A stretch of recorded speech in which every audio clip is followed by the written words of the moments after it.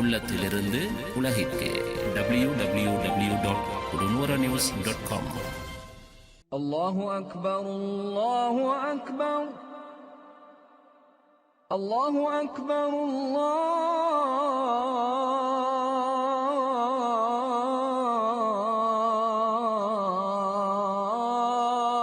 الله أكبر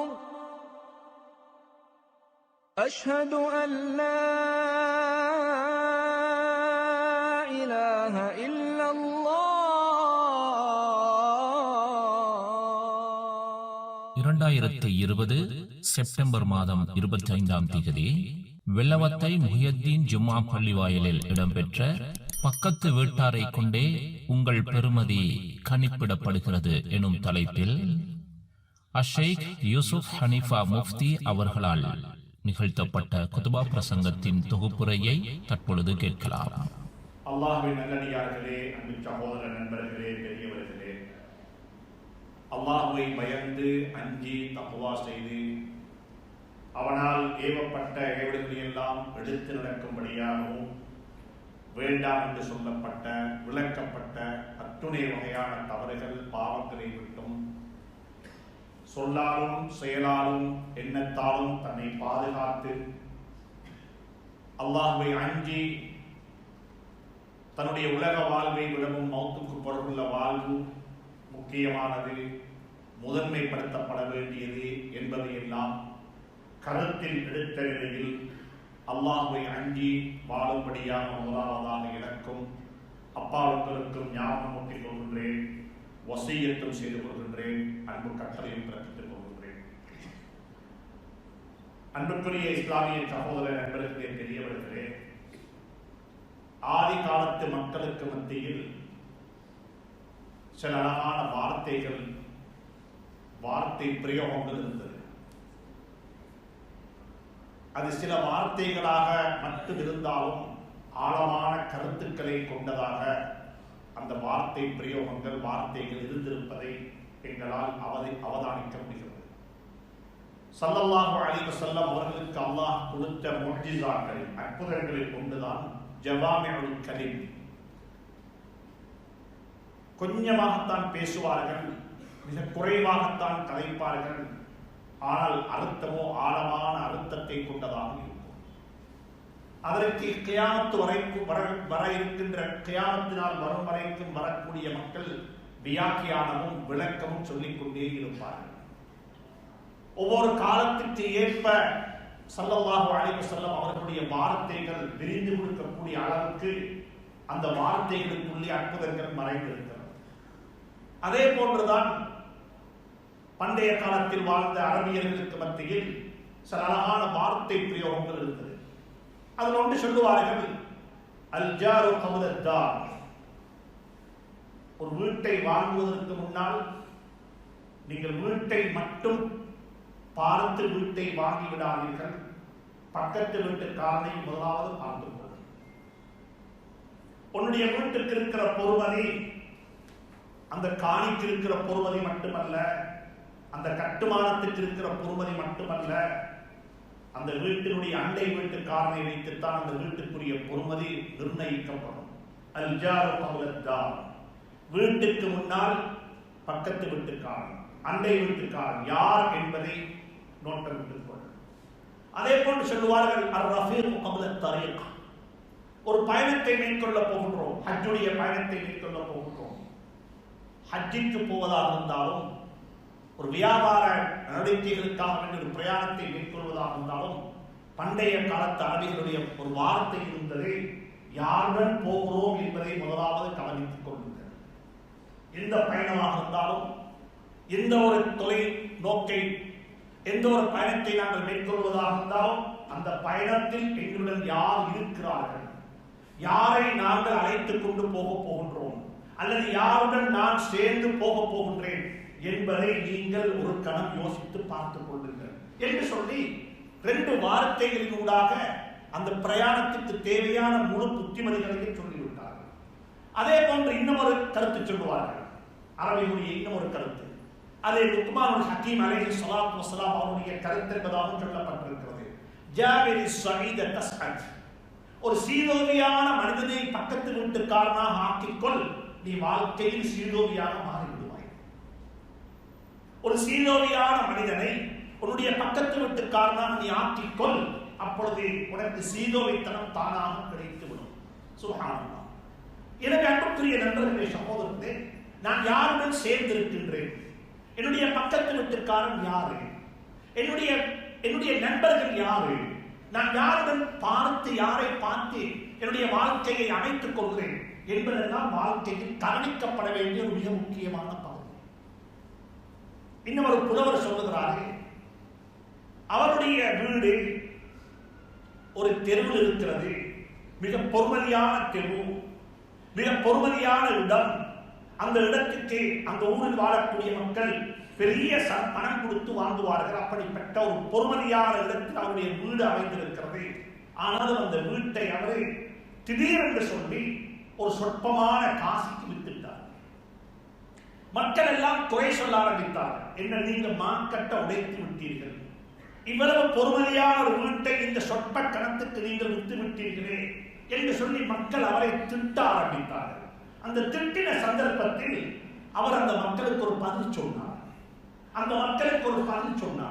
நான் நினைக்கிறேன் அவர் சொன்ன பதில் எங்களுடைய வீடுகளில் எல்லாம் எழுதி ஒட்டப்பட வேண்டிய பதிலாக இருக்கும். எங்களுடைய வீடுகளில் நாங்கள் எத்தனையோ பிக்சர்ஸ், படங்களையும் எத்தனையோ வார்த்தைகளையும் ஹதீசுகளையும் நாங்கள் தொங்கவிட்டிருப்பது போன்று எங்களுடைய படிப்பினைக்காக வேண்டி இந்த வார்த்தைகளை எங்களுக்கு வீடுகளிலே தொங்கவிட்டால் மிக பொறுமதியானதாக இருக்கும். அவர் சொன்னாரே, 2 அடியில் சொன்னாரே, يلومونني أن بعت بالرخص منزلي لم يعلموا جارا هناك يناقصوا قلت لهم كفوا الملامة فإنها بجيرانها تغلو الديار وترخص. سبحان الله. அழகான 2 அடிகளில் ஏன் இந்த வீட்டை நான் குறைத்து மதித்து விட்டேன், இந்த வீட்டை நான் எவ்வளவு சீப்பாக விட்டேன் என்பதற்குரிய காரணத்தை சொல்லுகிறார். என்னை மக்கள் குறை சொல்லுகிறார்கள், நான் வீட்டை மிகவும் அற்பமான பணத்துக்கு விட்டு விட்டேன் என்பதாக.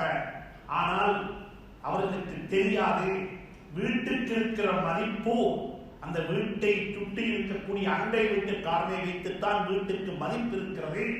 ஆனால் என்னுடைய வீட்டுக்கு கிடைத்த பக்கத்து வீட்டுக்காரர்கள் அவ்வளவு சீப்பானவர்கள், குவாலிட்டி இல்லாதவர்கள், மனிதநேயமற்றவர்கள், சகோதரத்துவமற்றவர்கள், மக்களை மக்களாக பார்க்காதவர்கள், தனக்காக வேண்டி மட்டும் வாழக்கூடியவர்கள், பிறரை வாழ வைக்க விரும்பாதவர்கள் என்று சொல்லியெல்லாம் அவர் அதற்குள்ளே அர்த்தத்தை அடக்கி சொன்னாரே. ஒரு பக்கத்து வீட்டுக்காரனை வைத்துத்தான் அந்த வீட்டுக்கு பொறுமதி சொல்லப்படும், அந்த வீட்டுக்கு வெகுமதி சொல்லப்படும். எனவே அதை வைத்து நான் குறைத்து கொடுத்து விட்டேன் என்பதை நீங்கள் பார்க்க வேண்டாம். என்னுடைய பக்கத்து வீட்டுக்காரர்களாக யார் இருந்தார்கள் என்பதை நீங்கள் ஒரு கணம் பார்த்துக் கொள்ளுங்கள் என்று சொல்லி அவர் பதில் சொன்னார். இதே போன்று இன்னும் எழுதியிருக்கிறார்கள் இமாம் ஜமாஹ்ஷரி ரஹ்மத்துல்லாஹி அலைஹி, இப்படி பதிவு செய்திருக்கிறார்கள். ஒரு காட்டரபி அவருடைய வீட்டை விட்டு விட்டார்கள். ஒரு காட்டரபி அவருடைய வீட்டை வித்தார்கள். கேட்டாங்க, ஏனப்பா வீட்டை வித்தாய்? அவரிடத்தில் எழுதப்பட்டது, எதற்காக வேண்டிய உள்ள வீட்டை நீ வித்தாய் என்பதாக. அவர் சொன்னார், என்ற வீட்டை நான் விற்க இல்லை, இன்னமா பித்து ஜாரி, நான் வித்ததெல்லாம் என்ற பக்கத்தில் வீட்டுக்காரனை தான். இவனுக்கு பக்கத்தில் வாழ முடியாது, இவனுடைய தொல்லை முடிவில்லை. எனவே இந்த வீடு எனக்கு தேவையில்லை, நான் வீட்டை விற்கணும் என்ற நோக்கத்தில் விற்கல, நான் வித்ததெல்லாம் என்னுடைய பக்கத்து வீட்டுக்காரனை தான் விட்டு விட்டேன் என்று சொல்லி அவர் பதில் சொன்னார். எனவே அன்புக்குரிய நண்பர்களே, சகோதரர்களே, இந்த ஹுத்பா பிரசங்கத்தினூடாக பக்கத்து வீட்டுக்காரன் தான் யாரு, அவனுக்கு நான் செய்ய வேண்டிய கடமைகள் என்ன, ஸல்லல்லாஹு அலைஹி வஸல்லம் அதை பற்றி என்ன சொல்லி இருக்கிறார்கள், எங்களுடைய வாழ்க்கையில் அது எப்படி பிரஸ்தாபிக்கிறது. நான் ஒரு பக்கத்து வீட்டுக்காரனாக வாழுகின்றேன், நீங்கள் பக்கத்து வீட்டுக்காரனாக வாழுகின்றீர்கள். எங்களுடைய இஸ்லாமியர்களுடைய வாழ்க்கையில் பக்கத்து வீட்டுக்காரர்கள் என்பவர்கள் யார் என்றால், பத்திரிகைகளை படித்து பார்க்கும் பொழுது வீடு வாடகைக்கு, house for rent, 3 bedroom house எல்லாம் கீழுக்கு போட்டுட்டு வித்தின் த பிராக்கெட் போடுறாங்க not for முஸ்லிம்ஸ். முஸ்லிம்ஸுக்கு இல்ல. நீங்க என்ன பணம் கொடுத்து வந்தாலும் நாங்க தர மாட்டோம். இது ஜெனரலாக பப்ளிக்காக பேப்பர்ல வரக்கூடிய நோட்டீஸ். இதை நாங்க நோட்டா விட்டுருக்கோம். அப்போ சேவை செய்வாங்க. அந்த ஆளை மீட் பண்ணி அவ்வளவு ப்ராப்பர்ட்டி வச்சுக்கொண்டு வீடொண்ட கூலிக்கு கொடுக்கிற அளவுக்கு வசதியோட வாழக்கூடிய அந்த மனிதரை அந்த குடும்பத்தாரை போய் சந்தித்து உங்களுடைய வீடு கூலிக்கு கொடுக்கப்பட்டிருப்பதாக நாங்க அறிந்தோம், விளங்கினோம். நீங்க கீழே ஒரு நோட்டீஸ் போட்டிருக்கிறீங்க, ஒரு மெசேஜ் போட்டிருக்கிறீங்க நாட் ஃபார் முஸ்லிம்ஸ் என்று சொல்லி இதற்குரிய காரணம் என்ன? இது நீங்க நினைக்க கூடாது இது சென்ற வருடத்துடைய பாம் பிளாஸ்டுக்கு பிறகுதான் என்று சொல்லி ஈஸ்டர் அட்டாக்கு பிறகுதான் இது நடந்துச்சு யாரும் நினைக்கலாம்.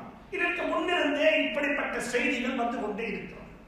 அவர்களை போய் நோட்டம் பேசி கரைத்து நீங்க இப்படி ஒரு செய்தி போட்டிருக்கிறீங்க, இதற்குரிய கருத்து, இதற்கு பின்னுக்கு இருக்கிற மெசேஜ் என்ன, ஏன் இப்படிப்பட்ட ஒரு செய்தியை போட்டீங்கன்னா அவர் எடுத்தோன்னே சொல்ற வார்த்தை என்ன தெரியுமா? எனக்கு இஸ்லாத்தை பத்தி ஒன்றும் தெரியாது, எனக்கு முஸ்லீம்களை பத்தி ஒன்றும் தெரியாது, ஆனா எனக்கு ஒன்று தெரியும், எனக்கு இந்த வீட்டில் இதற்கு முன்னால் இருந்த பக்கத்து வீட்டுக்கான ஒரு முஸ்லீம், என் வீட்டுக்கு நேபராக இருந்தது முஸ்லீம், என் வீட்டை நான் பெண் பண்ணி கொடுத்தது முஸ்லீமுக்கு, ஆனா அவர் நடந்து கொண்ட முறையில நான் சமூகத்தையே விடை போட்டு விட்டு இதற்கு பிறகு இவர்களுக்கு இது கொடுக்கப்படக்கூடாது. ஒரு பானை சோத்துக்கு ஒரு மணி அரிசித்தான், ஒரு மணி சோறு தான் நாங்கள் சொல்லுவோம் சாம்பல் பார்ப்பது என்பதாக. 20 லட்சம் முஸ்லீம்களையும் அவர்கள் விடை போடுவது ஒரு சில அற்பமானவர்களுடைய நடவடிக்கைக்கு கூடாகத்தான். எனக்கு அன்புக்குரிய நண்பர்களே, சகோதரர்களே, அப்படித்தான் உண்மையில் யதார்த்தமும் அப்படித்தான். என்னுடைய பக்கத்து வீட்டுக்காரனாக யார் இருக்க வேண்டும் சொல்லுவதற்கு கூச்சமாக இருந்தாலும் உண்மையை சொல்வது கடமை என்று சொல்லுகிறேன். முஸ்லீம்கள் கூட சொல்லுகிறார்கள், ஒரு முஸ்லீமை பக்கத்து வீட்டுக்காரனாக ஆக்கிக் கொண்டு வாழ்வதை விடவும் ஒரு மாற்று மதத்தை சார்ந்தவரை பக்கத்து வீட்டுக்காரனாக ஆக்கிக் கொண்டு வாழ்வது மிகவும் லேசானது, சிரேஷ்டமானது, அதே பிரச்சனைகள் அற்றது என்ற கருத்தை கலிமா சொன்னவர்கள் கூட சொல்லக்கூடிய அளவுக்கு எங்களுடைய வாழ்க்கை மாறிவிட்டது. இது யதார்த்தம், இது யதார்த்தம். அன்புக்குரிய நண்பர்களே, சகோதரர்களே, பக்கத்து வீட்டுக்காரர்கள் என்றால் யாரு?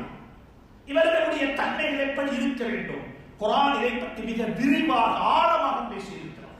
இந்த குறுகிய அரை மணி நேர ஜும்மாவில் குத்பா பிரசங்கத்தில் இதை விவரிக்க முடியாது. குர்ஆன் பல இடங்களில் சுட்டிக்காட்டி இருக்கிறது. பெற்றோருக்கு செய்ய வேண்டிய கடமைகளை சொல்லிவிட்டு வபில் வாலிதைனி இஹ்சானா, உங்களுடைய பெற்றோருக்கு நீங்கள் உபகாரம் செய்து கொள்ளுங்கள், பெற்றோருக்கு துஆ செய்யுங்கள், பெற்றோருக்கு நீங்கள் எப்பொழுதும் வழிபட்டு நடந்து கொள்ளுங்கள் என்று சொல்லக்கூடிய அதே திருவசனத்தில் அல்லாஹ் சுப்ஹானஹு வ தஆலா சூரத்துன் நிசாவில் சொல்லுகிறார், பக்கத்து வீட்டுக்காரனை 3ஆக பிரித்து சொல்லுகிறார். பக்கத்து வீட்டுக்காரர்களை 3ஆக பிரித்து அல்லாஹ் சொல்லுகிறார். வல் ஜாரில் குர்பா, உங்களுடைய சொந்தக்காரன் பக்கத்து வீட்டுக்காரனாக இருக்கிறான். சொந்தக்காரன், சொந்த நானா, சொந்த தங்கச்சி, கசின்ஸ், அங்கிள்ஸ், சொந்தக்காரர்கள், எங்களுடைய சொந்தம், இரத்த உறவுகள் என்ற பக்கத்து வீட்டுக்காரனாக இருக்கிறான். அவனுக்கு செலுத்த வேண்டிய கடமைகள் என்ன, அதை தனி அம்மா பேசியிருக்கிறார். இரண்டாவது, என்ற பக்கத்து வீட்டுக்காரன் ஒரு சொந்தக்காரன் அல்ல, நான் காரி, என்ற பக்கத்து வீட்டுக்காரன் கண்டி, ஆனா 2 பேரும் முஸ்லிம், நாங்க 2 பேரும் முஸ்லிம். பக்கத்து வீட்டுக்காரனாக இருக்கிறாரு, ஆனால் இஸ்லாம் என்று சொல்லக்கூடிய அந்த கொள்கையில், சகோதரத்துவ கொள்கை அடிப்படையில் எனக்கும் அவருக்கும் ஒரு சகோதரத்துவம் இருக்கிறது. இதையும் குர்ஆன் பேசி இருக்கிறது. 3வது ஒன்று இருக்கிறது, இன்னும் ஒரு சகோதரத்துவம் இருக்கிறது. அதற்கு குர்ஆன் சொல்லக்கூடிய வார்த்தை டெம்பரரியாக இருக்கக்கூடிய சகோதரத்துவம். டெம்பரரியா, பெர்மனன்டாக இல்லை. நான் கண்டிக்கு போறதுக்கு ட்ரெயின்ல உட்கார்ந்து கொண்டு என்னுடைய வலது பக்கத்தில் இன்னும் ஒருத்தர் உட்கார்ந்து கொண்டாரே, அந்த 2 பேர் எனக்கும் அவருக்கு இடையில் இருக்கக்கூடிய அந்த நேபர்ஹுட், அந்த பக்கத்து வீட்டு சீட் இருக்குது, இது வந்துட்டு ஒரு பெர்மனன்டானதல்ல, ஒரு 5-6 மணித்தியாலங்களுக்கு மட்டுப்படுத்தப்பட்டது. சூரத்துல் நிசாவுடைய தஃசீர் குர்ஆனுடைய இந்த சூறாவை பிரட்டி படியுங்கள், பிள்ளைகளுக்கு படித்துக் கொடுங்கள். வீடுகளிலே தஃசீர் இப்னு கஸீர் அடக்கி வைக்கப்பட்டிருக்கிறது. சூரத்துல் நிசாவுடைய 36வது திருவசனத்தை எடுத்து அல்லாஹ் என்ன சொல்லுகிறான், இதுல என்ன இருக்குது? சுப்ஹானல்லாஹ், உலமாக்கள் சொல்லியிருக்கிறார்கள், பக்கத்து வீட்டுக்காரர்களை 3ஆக பிரிக்க வேண்டும். 3 வகையான பக்கத்து வீட்டுக்காரர்கள். முதலாவது வகையினர் யார் என்று சொன்னால், நான் ஆரம்பத்தில் சொன்னது போன்றே அவருக்கு 3 கடமைகள் இருக்கிறது. நான் அவருக்கு செலுத்த வேண்டிய 3 கடமைகள். ஒன்று, என்னுடைய பக்கத்து வீட்டுக்காரர், மாஷா அல்லாஹ், என்னை நம்பி வந்திருக்கிறாரு. இந்த வீட்டை வாங்குவதற்கு முன்னாலேயே என்னை பற்றி விசாரித்திருப்பாரு, என்னுடைய நடவடிக்கைகளை பார்த்திருப்பாரு, என்னுடைய நம்பகத்தன்மையை பார்த்திருப்பாரு, என்னை பற்றி அவர் படித்திருப்பாரு. எனவே அவர் என்னை பார்த்துத்தான் இந்த வீட்டையும் வாங்கி இருப்பாரு. அன்புக்குரிய சகோதரத்தை பெரியவர்களே, அவருடைய பக்கத்து வீட்டுக்காரர் முதலாவது.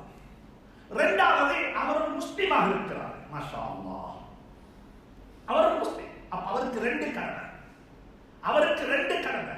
ஒரே பக்கத்து வீட்டுக்காரர், அவர் மாற்று வார்த்தையை சார்ந்தவர், ஒரு ஹிந்துவாக இருக்கலாம், ஒரு சிங்கள சகோதரராக இருக்கலாம், ஒரு கிறிஸ்தவ சகோதரராக இருக்கலாம், ஏன் ஒரு யூத சகோதரனாக கூட இருக்கலாம், பிரச்சனை கிடையாது.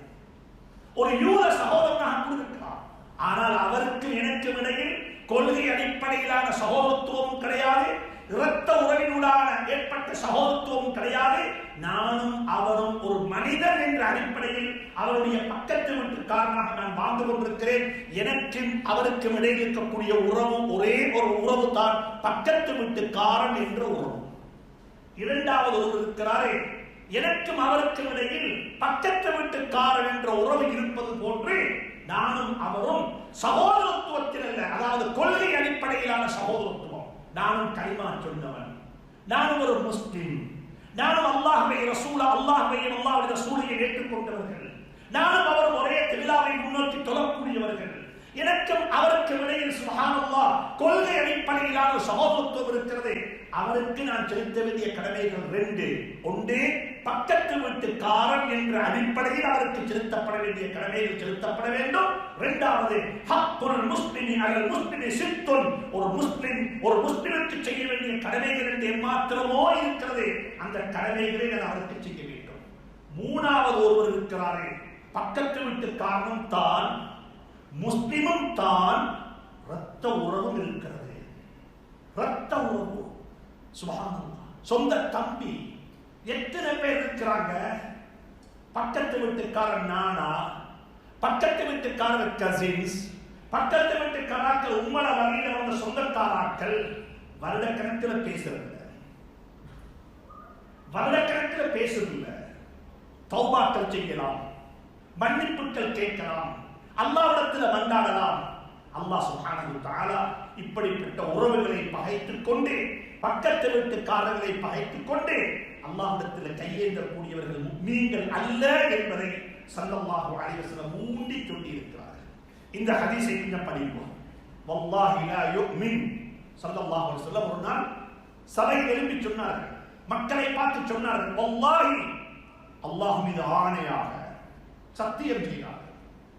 இது உங்களுடைய சத்தியத்தை போன்ற பரிகாசமான சத்தியம் அல்ல, இது ஒரு கலாச்சார அடிப்படையில் வந்த சத்தியம் அல்ல. ஸல்லல்லாஹு அலைஹி வஸல்லம் சத்தியம் செய்கிறார்கள், வல்லாஹி, அல்லாஹ் மீது ஆணையாக, லா யுமின், அவன் முஃமினாக மாட்டான், அவன் முஃமினாக மாட்டான். நீங்க எப்படியும் உங்களை முஃமினாக சித்தரித்துக் கொள்ள முடியும், முஃமினாக சித்தரித்துக் கொள்ள முடியும்.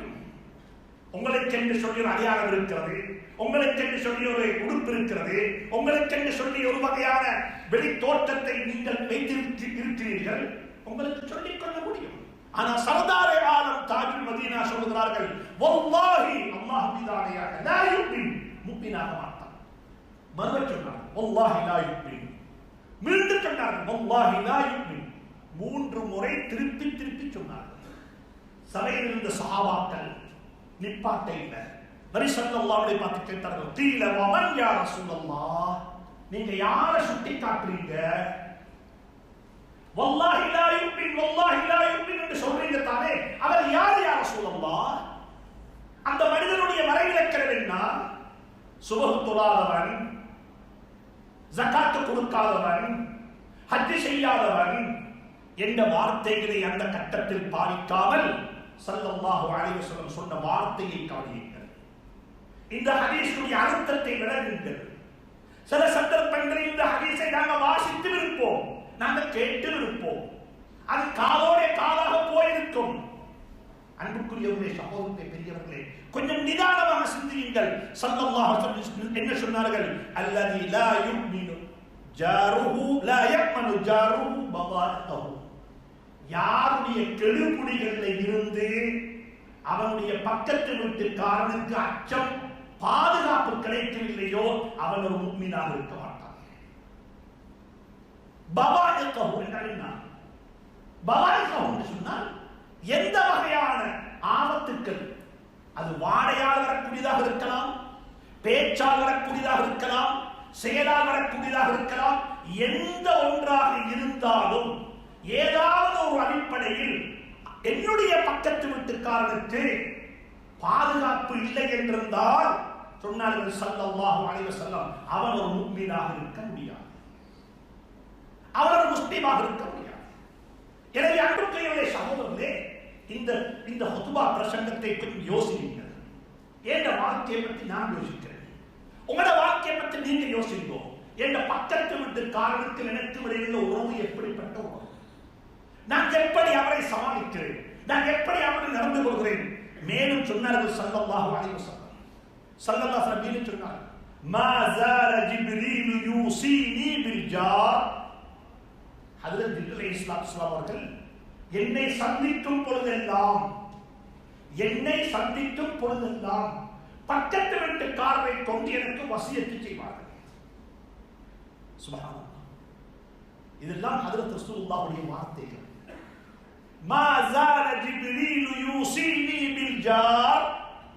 பக்கத்து வீட்டுக்காரரை பற்றி ஸல்லல்லாஹு அலைஹி வஸல்லம் சொல்கிறார்கள், ஜிப்ரீல் அலைஹிஸ்ஸலாத்து வஸ்ஸலாம் என்னை சந்திக்கும் பொழுதெல்லாம் எனக்கு வசியத்து செய்வார்கள். ரொம்ப கவனம் பக்கத்து வீட்டுக்காரர்களுடைய விஷயத்தில்.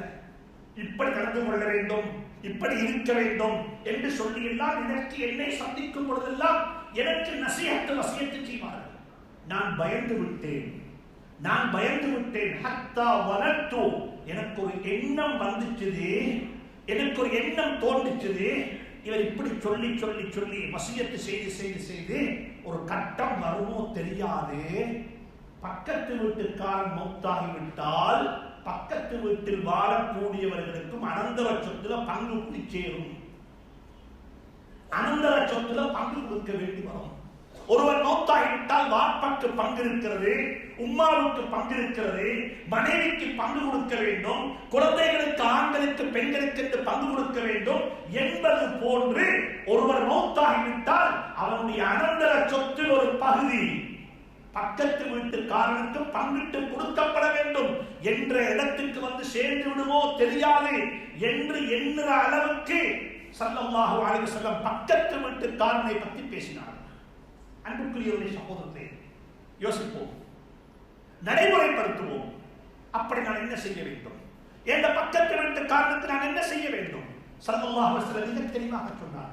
இந்த ஹதீஸை படியுங்கள், இதை வாழ்க்கையில் நடைமுறைப்படுத்துவோம், நாங்கள் அனைவருமாக சேர்ந்து செயல்படுத்துவோம்.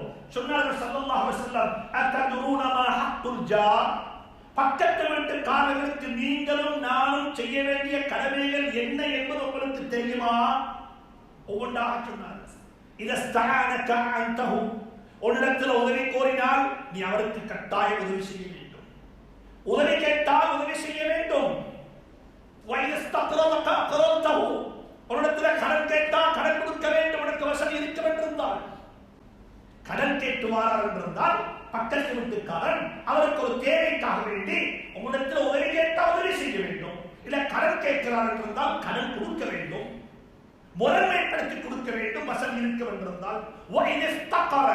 அவர் வறுமையினால் சோதிக்கப்பட்டு விட்டார், வறுமையினால் பீடிக்கப்பட்டு விட்டார். இப்ப இந்த கொரோனாவுக்கு பிறகு, இந்த கோவிட்க்கு பிறகு அநேகமான மக்கள் ஜொப்பை இழந்து, தொழிலை இழந்து, என்ன செய்வது என்று தெரியாமல் பக்கத்து வீட்டுக்காரர்களாக இருந்தவர்கள், செழிப்போടെ வாழ்ந்தவர்கள் ரொம்ப கஷ்டப்பட்டுக் கொண்டிருக்கிறார்கள். உங்களுக்கு நன்றாக தெரியும் அவருக்கு பிரச்சனை இருக்கிறது என்பதாக சொன்னாங்க ஸல்லல்லாஹு அலைஹி வஸல்லம். அவரிடத்தில் கேட்டு வரும் வரைக்கும் நீ காத்திருக்காதே, நீ அவருக்கு உதவி செய்ய சொன்னாங்க.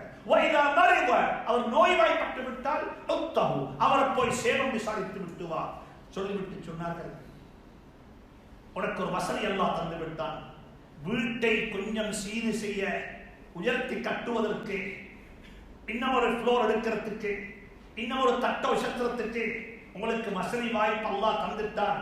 இப்ப வீட்டை நீங்க கட்ட போறீங்க என்றால் சொல்றாங்க ஸல்லல்லாஹு அலைஹி வஸல்லம், இவ்வளவு நாளும் உன்னுடைய வீட்டை, உன்னுடைய பவுண்டரியை தாண்டி அவன் வீட்டுக்கு போய் கொண்டிருந்த காத்து நின்று விடும், காத்து நின்று விடும்.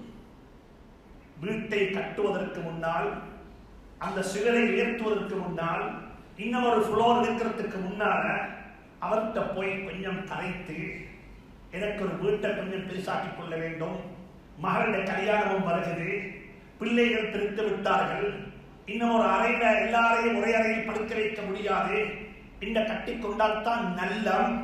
எனவே நான் இந்த வீட்டை கொஞ்சம் உயர்த்தினால் நிச்சயமாக உங்களுக்கு ஒரு பிரச்சனை வரத்தான் செய்யும், உங்களுக்கு காத்தோட்டம் இல்லாமல் போகும் என்பதை நான் உணர்கின்றேன்.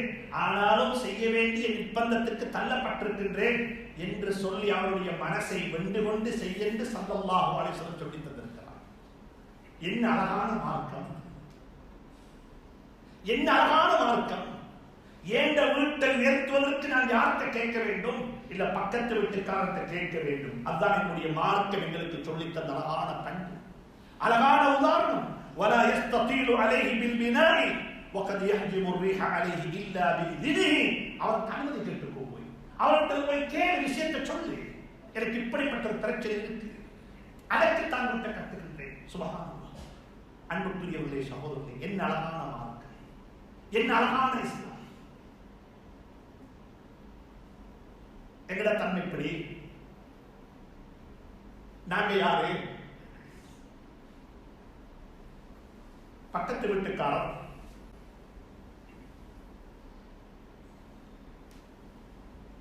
அவருடைய அவசர தேவை, அவருடைய மகன் அறுவை சிகிச்சைக்காக வேண்டி, ஓபன் ஹார்ட் சர்ஜரிக்காக வேண்டி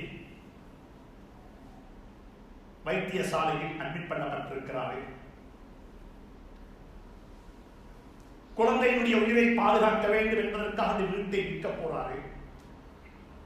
பக்கத்து வீட்டுக்காரரோ கோடீஸ்வரராக இருக்கிறார்கள். அவருடைய பணம், அவருடைய செல்வம், அவருடைய வசதி, அதை பற்றி பேச வேண்டிய தேவையில்லை. பக்கத்து வீட்டில் வாழக்கூடிய அந்த மனிதர் ஒன்றும் செய்ய முடியாமல் இந்த வீட்டை விற்க போறாரு. நான் சொல்லக்கூடிய விடயத்தை கொஞ்சம் கற்பனை செய்து பாருங்கள். இப்ப எங்கள்கிட்ட இருப்பாங்க சில மனிதர்கள், சில மனிதர்கள் இருப்பார்கள். அவர்கள் இந்த சந்தர்ப்பத்தை,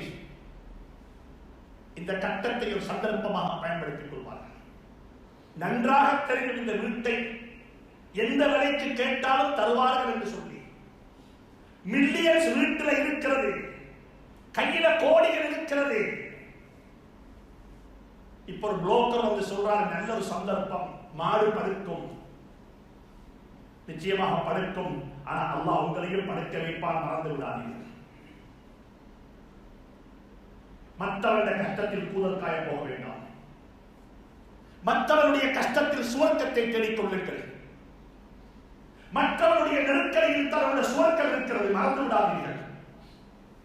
பொத்தர் வந்து சொல்றாரு, மகன் அட்மிட் பண்ணிருக்கிறேன், நாளைக்கு சர்ஜரி செய்யணும், வீட்டு அவசரமாக விற்கணும், இதை வாங்குறதுக்கு யாரும் இல்லை, என்ன விலை அடிச்சாலும் கிடைக்கும், நிச்சயமாக கிடைக்கும் உங்களுக்கு. முஃப்தி மாநிலத்தில் போய் ஃபத்வா கேட்டுக்கொள்ள முடியும் உங்களுக்கு. அவர் ஒரு வேலை சொன்னாரு, நான் ஒரு வேலை சொன்னேன், நான் சொன்ன விலைக்கு தந்துட்டாரு, இது என்ன குறை இருக்கிறது என்று சொல்லி உங்களுக்கு ஒரு தீர்ப்பு கேட்க முடியும். இஸ்தஃப்தி கல்பக், அங்க இருக்கிற முஃப்தி இருக்கிற ஃபத்வா கேட்க வேண்டாம், உங்களோட உள்ளத்துல கேட்டு பாருங்கள், நான் செஞ்சது சரியா? நீங்க ஒரு மனிதனாக இருந்தால், முஸ்லிமாக இல்லை, நீங்க ஒரு மனிதனாக இருந்தால், உலகத்தில் மனிதனாக வாழக்கூடிய மனிதனாக இருந்தால், நான் இதற்கு முன்னும் சொல்லியிருக்கிறேன்,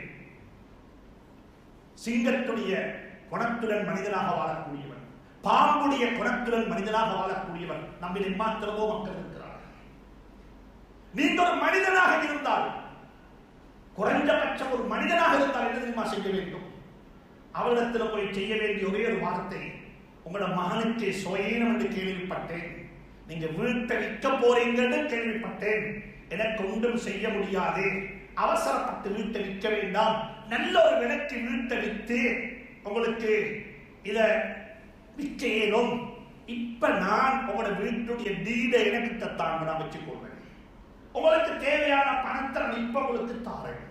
இன்ஷா அல்லாஹ் உங்களோட மகண்ட தேவையெல்லாம் வேலையெல்லாம் முடிஞ்சு வந்ததுக்கு பிறகு மார்க்கெட் நல்லதாக ஆனதுக்கு பிறகு இதை நல்ல ஒரு விலைக்கு வித்துட்டு ஏண்ட காசை எடுத்துக்கொண்டு உங்களோட காசை நான் உங்களுக்கு திருப்பி தந்துடுறேன்.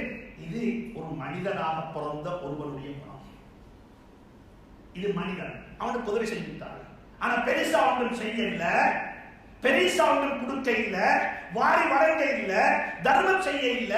அவருடைய ப்ராப்பர்ட்டிக்கு நல்ல ஒரு விலைக்கு வித்து கொடுக்கிறதுக்கு இவர் உதவி செஞ்சாரு. அல்லாஹ் குறைஞ்சபட்சம் அப்படிப்பட்ட ஒருவனாக என்னை ஆக்கி வைப்பாங்க. இரண்டாவது கட்டம் யார் தெரியுமா? ஒரு முஸ்லீமாக இருந்தார். பெரிய ஈமான்தாரி அல்ல, பெரிய அந்த அளவுக்கு பெரிய ஹஜ்ஜி உம்ரா அப்படி எல்லாம் செஞ்சவர் அல்ல, சமூகத்தில் பெரிய பேரும் இல்ல, ஒரு சாதாரண மனிதர். அவர் போய் சொன்னாரு, இந்த ப்ராப்பர்ட்டிக்கு உண்மையான விலை ஒரு 10 மில்லியன் வரும். சரி, உங்களுக்கு ஒரு தேவை இருக்குது, எனக்கும் ஒரு தேவை இருக்குது, இந்த வீட்டை கொஞ்சம் விசாலப்படுத்திக் கொள்வதற்கு நான் உங்களுக்கு ஒரு 15 மில்லியன் தாரேன். உங்களோட மகன் வேலையை முடிச்சு கொண்டு நீங்களும் ஒரு இடத்தை வாங்கிக்கொண்டு சொல்லி அவருக்கு அப்படியும் சொல்லலாம். அப்படிப்பட்ட மக்களும் எங்களுக்கு மத்தியில் வாழ்ந்து கொண்டுதான் இருக்கிறார்கள். அல்லாஹ் அவர்களுக்கு அருள் செய்வாங்க. நல்ல குணம் என்ன தெரியுமா? அல்லாஹ் அந்த கூட்டத்தில் என்னையும் முறையை சேர்த்து வைப்பார். அவர் போனாரு, என்னவாப்பா உங்களோட புள்ள வேற ஏண்ட புள்ள வேறையா? இதே நோய் அல்லாஹ் ஏண்ட பிள்ளைக்கு தந்திருந்தா நான் என்ன செய்வேன்? ஒன்று பானம், நீங்க வீட்டை விற்கிறதும் இல்ல, இந்த இடத்தை விட்டு மாறுறதும் இல்ல, உங்களோட பக்கத்து வீட்டுக்காரனாக நான் இருப்பது எனக்கு பெரிய பாக்கியம். போனாரு, ஹாஸ்பிட்டல் பில்ல கட்டினாரு, கைக்கு பணத்தை கொடுத்தாரு, திரும்பி வந்தாரு. அல்லாஹ் இந்த செயலை ரகசியமாக செஞ்சிட்டு அல்லாஹ் இடத்துல பேரம் பேசுவோம், அல்லாஹ் இடத்துல பேரம் பேசுவோம். என்ன பேரம் பேச போறீங்க? யா அல்லாஹ், ஒருத்தருக்கும் தெரியாம இப்படிப்பட்ட ஒரு இபாதத்து செஞ்சிருக்கிறேன், இப்படிப்பட்ட ஒரு கொடுக்கல் வாங்கல் செஞ்சிருக்கிறேன், அது உனக்கு தெரியும், உனக்காக வேண்டி செஞ்சது, எனக்கு உதவி செய் என்று சொன்னா அந்த குகைக்குள்ள போய் 3 பேர் தஞ்சம் புகுந்தார்களே, அவர்களுக்கு அந்த குகையினுடைய கல்லை விசாலப்படுத்தி கொடுத்தது போன்று அல்லாஹ் எனக்கும் விசாலப்படுத்தி தருவான். அந்த கூட்டத்தில் அல்லாஹ் என்னையும் விரிவாக்கி வைப்பார். மற்றவருடைய கஷ்டத்தில் கூதல் காய வேண்டாம். ஸல்லல்லாஹு அலைஹி வஸல்லம் மிக தெளிவாக சொல்லுகிறார், வீடு கட்ட போறீங்களா, பக்கத்து வீட்டுக்காரனுடைய காத்தை தடுக்கிறா இல்ல, உங்க வேலையை நிறுத்தி அவர்கிட்ட அனுமதிக்கிறது.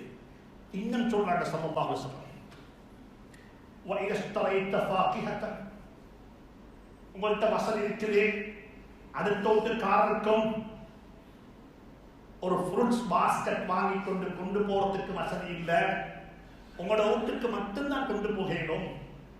சொல்றாங்க ஸல்லல்லாஹு அலைஹி வஸல்லம், வயஸ்தரைத ஃபாகிஹத்தன் ஃபஹ்திஹி லஹு, உனக்கு வாங்கினா அவருக்கு வாங்கி கொண்டு போ.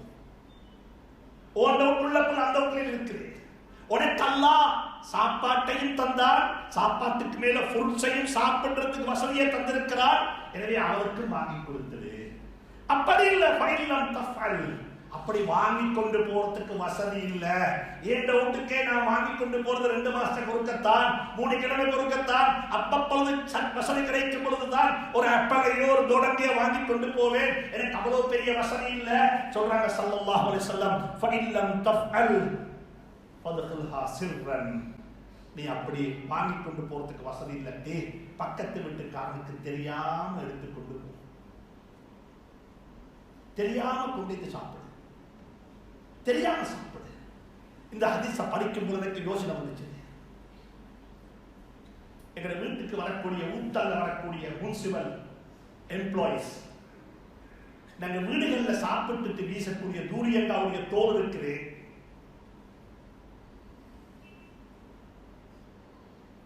இது அல்ல வாரது யாரு, இதை கொண்டு போக வாரது யாரு? அவருடைய மனம் என்ன சொல்லும்?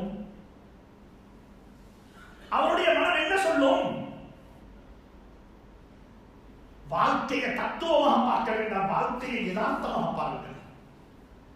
இல்ல 10 தூரியங்க வாங்கினேன், இந்த 10 தூரியங்காவுடைய தோலை எடுக்க வரக்கூடியவர் நாளைக்கு முன்சுவல்ல வேலை செய்யறவங்க அவர்களுக்கு ஒரு தூரியங்க வாங்கி வச்சா எப்படி இருக்கும்? எப்படி இருக்கும்? அவர்கள் எங்களை பற்றி என்ன சொல்லுவார்கள்? அவர்கள் சொல்லட்டுமே சொல்லாமல் இருக்கட்டுமே.